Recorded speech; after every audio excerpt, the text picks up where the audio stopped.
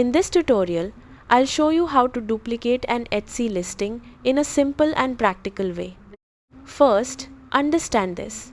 Duplicating a listing allows you to copy an existing product with all its details, so you don't have to create a new listing from scratch. Now, if you want to duplicate an Etsy listing, here's what to do. Start by logging into your account on Etsy and opening your shop manager. This is where you manage your listings. Next, go to the listings section and find the product you want to duplicate. After that, click on the three dots or settings option next to the listing. This will open a menu with more actions. Now, select the copy or duplicate option. This will create a new listing with the same details as the original. Then, review and edit the duplicated listing if needed, such as updating the title, price, or photos.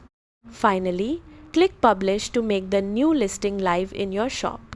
That's it. You've successfully duplicated a listing, saving time and making it easier to create similar products quickly.